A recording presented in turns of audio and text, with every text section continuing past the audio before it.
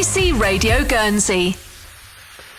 A fantastic programme of classical music will be coming to St James in Guernsey on Wednesday. It's part of their Fanny Davies International Piano Series.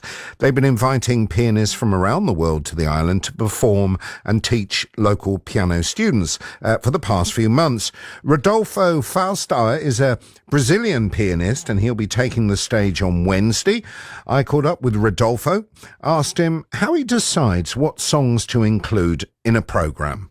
Putting a program together can be very complicated, but I think it's important to choose, first of all, pieces that are very close to me, which is the case in this program. And in my case in particular, I like to add, whenever possible, some Brazilian music as well. And some unknown pieces or composers that are not played so often. And this balance between well-known composers and composers who are not so well-known and music from my home country, I think that usually creates a good program. Now, you come from Brazil, you live and work in the United States, but I know you've spent many years in Europe as well. Do you notice, as somebody who teaches about classical music, do you notice different attitudes towards teaching of classical music in these different regions? Is it different in America than, say, in Europe? Yeah, there are differences. I'm sure there are differences, but these days, with globalization, I think it very often depends more on the teacher specifically than on, different schools in Germany or France or the United States. But certainly, for example, from my experience, I would say that, let's say in Germany, the focus on a certain repertoire that was more, Brahms, Beethoven, Schubert, Mozart, that was much stronger than what I saw in the US, where the repertoire that is more popular in, let's say, in competitions of the Russian repertoire, for instance, was what the students were playing the most. After that, I think that there's even some differences in the way one understands what a beautiful sound is or how to produce sound at the piano. Even those little things in the craft of playing an instrument can be different. But I'm not totally sure if that has to do with the specific teachers or if it has to do with the different cultures. But certainly I could see differences in that respect. And in Brazil as well, I would say my teachers in Brazil, they emphasized maybe more than some other teachers I had, the spontaneity that I should convey in the performance. And that I see it's very present in Brazilian culture. So maybe that's also part of the influence of the culture in the teaching. Interesting you use the word spontaneity, and maybe you can explain for me who isn't a classical musician, but of course it is written down, the notes, everything is written down by the composer. How do you introduce spontaneity into that process? Yes. Yeah, that's a great question. Yeah, one of, I would say, the problems with classical music is that, or one of the challenges we have is that the music is notated, as you said, but that's just the way the composer had to give us the information. That doesn't mean the music should sound like a trained, repeated discourse or speech. So let's say when we see, this reminds me of a lesson I was teaching yesterday of the Schumann Fantasy. There's let's say Schumann, in the Schumann Fantasy, there are many moments where he tells you, he writes down that he wants you to slow down at a certain point. There are many ways of doing it. And by repeating in practice, we can arrive to a point where that doesn't sound natural. But that we should find a reason in the composition itself that justifies that slowing down or that speeding up or that getting louder, so that the moment that arrives, it feels that it becomes necessary. And that's when it sounds spontaneous. It doesn't sound prepared. And that's very difficult because, of course, we need to repeat a lot. We need to practice a lot, many hours, many years. But then it's important to access that spot where everything sounds as if we were saying that for the first time or playing that for the first time. And then that's when it becomes spontaneous. Now, Rodolfo, you play concerts all over the world and the world is changing. How do you make classical music relevant in 2024 to a new generation of listeners? I think one practical thing would be the repertoire I choose, and choosing repertoire that is not just by the 5 or 6 composers that are part of 80% of programs in classical music. That's one thing. But another thing is, I think classical music is and will be relevant always, because it touches aspects of our humanity, of who we are, that anyone can relate to.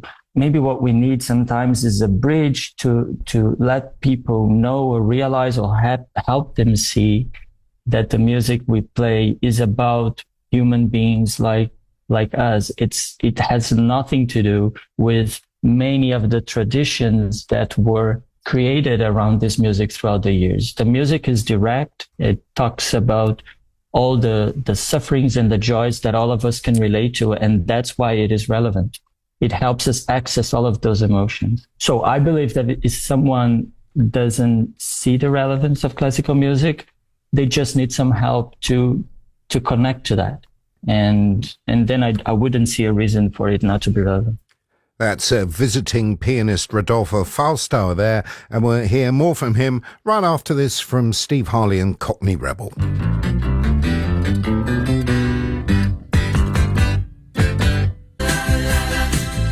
Classic tune, Steve Harley, Cockney Rebel, Come Up and See Me, Make Me Smile. Now, we've been catching up with the Brazilian pianist Rodolfo Faistauer, who'll be in Guernsey on Wednesday. He's performing as part of the Fanny Davies International Piano Series at St. James. I asked Rodolfo if he'd originally come from a musical background. I don't come from a musical family, although I know musicians who were, distant relatives, but nothing close to my family. And that was certainly not expected. My parents would probably expect me to be a medical doctor or something like that. But at the same time, when I was very young, I met this wonderful teacher who was my teacher for many years, who was a real artist, a great pianist. And my parents felt in her that this was a serious career path, and that she trusted me and they trusted her. And then it became, little by little, it became evident that I could just go on with that career. But that's certainly not something I had a model in my family. I'm always fascinated at how top-class elite musicians like yourself, how you get prepared before you go on stage, because of course you probably won't have a piano in your dressing room, or maybe you do, but like an athlete who needs to warm up, how do you know that when you walk out on the stage and you start playing, that you're absolutely ready and your fingers and your brain are all prepared to do the performance? How do you do that? Okay, first of all, we never know. We hope, right? But I think, especially with pianists, just for example, a violinist, they will be warming up with the instrument. The pianist will usually, as you said, not have the instrument, but also every time it's a different instrument, besides the fact that it's a different hall with different acoustics. So I think for that reason, pianists tend to develop some flexibility related to the physicality of the playing. And we tend to focus more on how we want the music to sound, and focusing on how the instrument responds, we adapt our body to create those effects. Another thing is, if we consider, and this is something a great pianist, Maria João Pires, talks a lot about, and I think it changes the perspective and helps pianists a lot, which is we need to think of our body as the instrument. And I can warm up my body and the way I'm feeling physically backstage without the instrument to arrive at the right mindset and also physical feeling of how I want to be at the piano. And then the moment where I go on stage and start playing, that's just the smallest step. I've prepared myself to use my body to produce the sounds that I want. And in that way, I don't need the piano. So yeah, I would say this thinking of my body as the instrument helps in that respect, but it's certainly a challenge. It is a challenge. Rodolfo, you mentioned earlier on that you're going to be doing some Brazilian music in your program at St James in Guernsey, but I also know you're doing some Schubert as well, and you did a dissertation and you studied the impact of Schubert, didn't you, on musical tradition, or the other way round. You studied Schubert in the past. Maybe you can explain why. Why is Schubert somebody you enjoy playing and want to play? I feel very close to Schubert's music, and it's hard to explain. It's hard to explain why, but that's just what I feel. But then that led me to, and then I had teachers who studied Schubert a lot and who taught me Schubert a lot, and I feel comfortable with the music. And then I ended up choosing that as a topic for my dissertation. In that case, because Schubert is an interesting case, because it's a composer that some people might say he's romantic, some people might say he's classical. Where is he in those traditions? And he's certainly somewhere in between. And that's in the case of my dissertation, what I did was, instead of seeing Schubert from the perspective of the late 19th century of the romantic tradition, I tried to look at him from the perspective of the generations just before him, which were the generations of his teachers,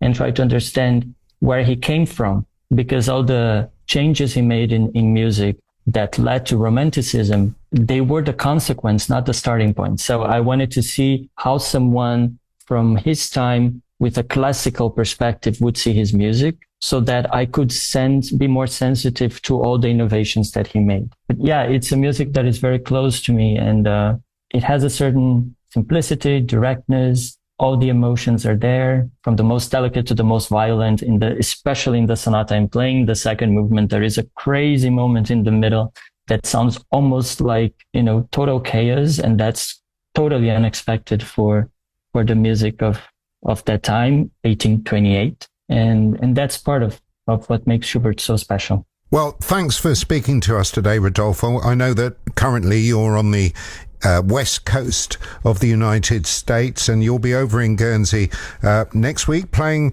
at St James on Wednesday the 9th. We look forward to your visit, and we thank you for speaking to us today. Thank you so much.